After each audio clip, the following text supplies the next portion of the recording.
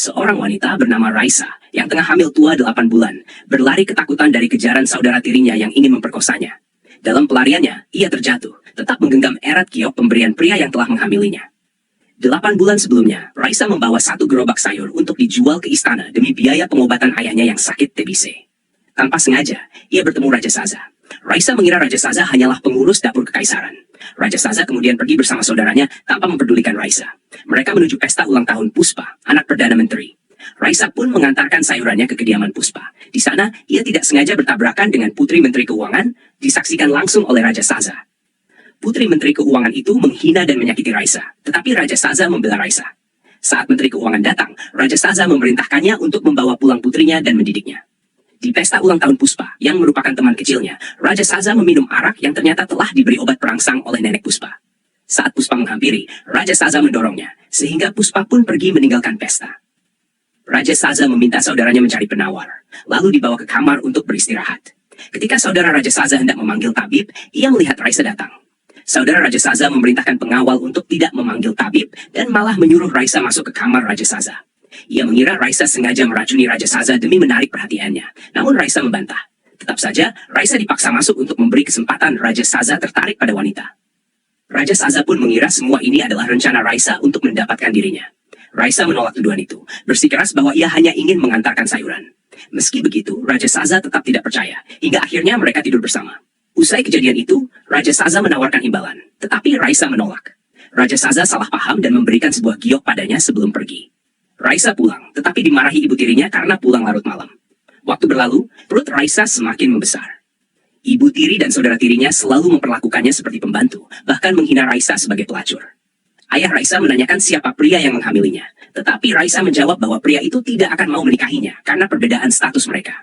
Suatu malam, saudara tiri Raisa masuk ke kamarnya untuk memperkosanya. Raisa memukul kepala saudara tirinya lalu melarikan diri. Ia terjatuh di jalan dan meminta tolong pada orang yang lewat, yang ternyata adalah saudara Raja Saza.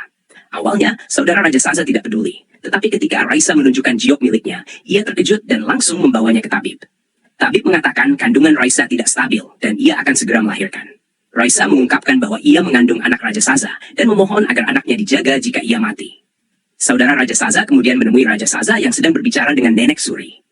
Ia memberitahu bahwa anak Raja Saza hampir lahir, menjelaskan kondisi Raisa yang kritis, dan mengungkap latar belakangnya. Ayah sakit-sakitan, kakak tiri penjudi, dan ibu tiri yang jahat. Mendengar itu, Raja Saza segera menunggang kuda menuju Raisa. Tabib memperingatkan bahwa Raisa sangat lemah dan butuh istirahat. Namun, ibu tiri dan saudara tirinya datang untuk memaksanya pulang. Raisa memohon agar dilepaskan dan menawarkan gioknya. Tetapi saudara tirinya malah menghina giok itu sambil menamparnya. Raisa dipaksa pulang, menolak, lalu kembali ditampar hingga mengalami pendarahan. Saat saudara tirinya hendak memperkosanya di tempat, Raisa menggores lehernya sendiri dengan pecahan mangkuk. Raja Saza tiba bersama pengawalnya, menghajar saudara tiri Raisa, lalu membawa Raisa ke kamarnya. Melihat bajunya berlumuran darah, pelayan ingin menggantinya. Tetapi Raja Saza memerintahkan agar Raisa mengenakan bajunya saja. Tabib dipanggil untuk menyelamatkan Raisa dan bayinya. Raja Saza menolak memindahkannya ke tempat tidur lain. Tabib mengatakan Raisa kekurangan darah dan energi, sehingga Raja Saza memerintahkan untuk mengambil Lingzi. Kabar masuknya Raisa ke kediaman Raja Saza membuat para putri bangsawan bergosip, termasuk Puspa yang marah. Raisa akhirnya sadar, kaget melihat Raja Saza, lalu menjelaskan lagi kejadian 8 bulan lalu bahwa ia dipaksa masuk ke kamar. Raja Saza tidak mempermasalahkannya dan mengatakan akan memberinya apapun yang diinginkan. Puspa datang dan menyuruh Raisa menggugurkan kandungannya karena statusnya yang rendah, tetapi Raja Saza mengusirnya. Namun, dalam hati, Raja Saza tetap mengira Raisa merencanakan semua ini. Ia memberinya obat, tetapi Raisa salah paham dan mengira itu obat untuk menggugurkan kandungannya. Pelayan menjelaskan obat itu langka. Raisa meminta maaf dan berjanji akan menggantinya. Namun Raja Saza menanggapi dengan sindiran, lalu membersihkan tangan Raisa yang terkena obat sambil berjanji akan memenuhi keinginannya jika Raisa tidak serakah. Raisa hanya ingin ayahnya sembuh. Ia memberanikan diri meminta sesuatu, tetapi menolak perhiasan yang diberikan Raja Saza. Raja Saza marah, mengira Raisa menginginkan kedudukan. Saat itu, saudara Raja Saza datang membawa kabar bahwa Nenek Suri ingin bertemu Raisa di hari ulang tahunnya.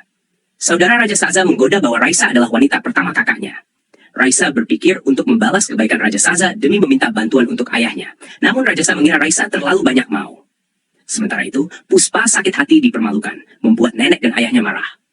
Nenek Puspa berniat menggunakan lencana pemberian raja terdahulu untuk meminta pernikahan Puspa dan Raja Saza di pesta ulang tahun Nenek Suri. Di hari pesta, Raisa hampir terjatuh karena tersandung. Ia bercerita bahwa meski hamil tua, ia masih memikul 2 keranjang sayur untuk dijual.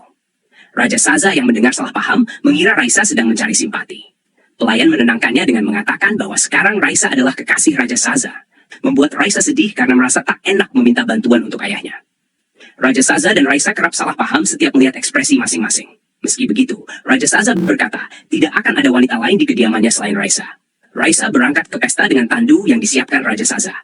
Namun, di tengah jalan, Nenek Puspa dan Puspa menghentikannya, menghina statusnya, bahkan menampar pelayannya. Puspa mendorong pelayan hingga terluka dan hampir menyakiti Raisa, tetapi saudara Raja Saza yang kebetulan lewat menghentikan mereka. Sesampainya di hadapan Nenek Suri, Puspa kembali menghina Raisa, diikuti putri bangsawan lain. Raisa memberi salam dengan berlutut, namun caranya kembali dihina. Nenek Suri memerintahkan orang-orang yang menghina Raisa untuk ditampar dan diusir. Ia menghampiri Raisa, prihatin melihat tubuhnya kurus meski hamil 9 bulan, dan mengatakan bahwa setelah melahirkan, Raisa bisa belajar aturan istana.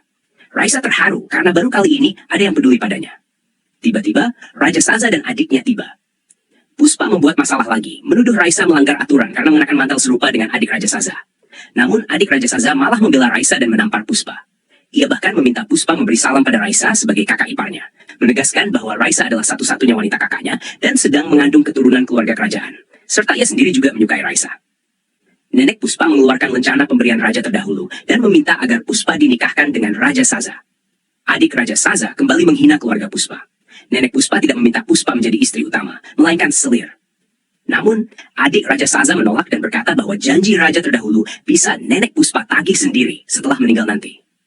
Nenek Puspa memohon pada Nenek Suri, tetapi Nenek Suri tidak bisa mengambil keputusan dan meminta agar Nenek Puspa serta Puspa tidak sering mengunjungi istana. Adik Raja Saza pun mengusir Puspa dan neneknya, membuat Nenek Puspa marah dan pergi bersama Puspa. Raja Saza berpesan bahwa jika Raisa ditindas, ia harus melawan. Tidak seperti kejadian sebelumnya saat Puspa menindas Raisa. Ternyata Raja Saza dan adiknya mengetahui hal itu. Mereka mencubit pipi Raisa karena gemas, membuat Raja Saza marah, sementara adiknya heran dengan sikap sang kakak. Nenek Suri berkata tidak akan ada lagi yang berani menindas Raisa, membuat Raisa merasa mendapat kasih sayang. Nenek Suri lalu memberikan hadiah perhiasan, membuat Raisa menangis bahagia dan mengucapkan terima kasih. Nenek Suri juga menawarkan Raisa untuk mengajukan satu permintaan. Orang lain mengira Raisa akan meminta Raja Saza menikahinya, apalagi setelah ia memberi obat dan tidur bersama Raja. Raja Saza pun berpikir demikian, dan berencana mengangkat Raisa sebagai selir. Namun, Raisa justru bersujud memohon pada Nenek Suri agar menyelamatkan ayahnya, membuat semua orang termasuk Raja Saza terkejut. Raja Saza marah dan memintanya mengajukan permintaan lain. Tetapi Raisa tetap meminta agar ayahnya dibawa ke istana untuk diobati. Mereka kecewa, namun Raisa terus memohon. Adik Raja Saza bertanya apakah Raisa tidak menginginkan status atau posisi. Raisa menolak karena sadar statusnya rendah, ia hanya ingin ayahnya diobati. Raja Saza memperingatkan bahwa setelah melahirkan, anak Raisa akan diasuh oleh istri resminya nanti, dan Raisa akan menjadi pelayan. Raisa menyetujui asalkan ayahnya diobati, membuat Raja Saza semakin marah. Nenek Suri akhirnya mengabulkan permohonan Raisa. Saat pulang, Raja Saza tetap marah dan mengabaikan Raisa. Nenek Suri, adik Raja Saza, dan saudara mereka bergosip bahwa Raja Saza mendapat karma dari Raisa. Raisa bertanya dengan gembira kapan akan menjemput ayahnya, membuat Raja Saza makin kesal dan pergi. Keesokan harinya, Raisa mengejar Raja Saza untuk memohon izin menjemput ayahnya. Raja Saza tidak mau menemani dan menawarkan pengawal untuk mengantar. Raisa mengiyakan karena mengira sang raja marah, membuat Raja Saza bertambah kesal hingga menendang pengawalnya. Ia ingin menawarkan diri mengantar, tetapi Raisa berpikir akan pergi dengan pelayan saja, lalu berangkat. Hal itu membuat Raja Saza merasa Raisa tidak menganggapnya penting dan tidak ingin menjadi istrinya. Di rumah Raisa, saudara tirinya mengumpulkan para paman untuk membalas dendam. Ayah Raisa memohon agar mereka tidak menyakiti putrinya, tetapi malah dipukul oleh anak tirinya. Pengawal menyarankan Raja Saza menyusul Raisa, dan akhirnya ia setuju. Sesampainya Raisa di rumah, saudara tiri dan ibu tirinya mengambil perhiasan Raisa. Pelayan melindunginya dan menjelaskan bahwa Raisa sedang mengandung anak Raja Saza, tetapi mereka tidak percaya dan memukuli pelayan hingga pingsan. Ayah Raisa pun ikut dipukul. Raisa memberikan uang pada saudara tirinya, tetapi ia malah diminta melepaskan bajunya. Saat membuka baju, Raisa menusuk saudara tirinya dengan tusukan, membuat ibu tirinya marah.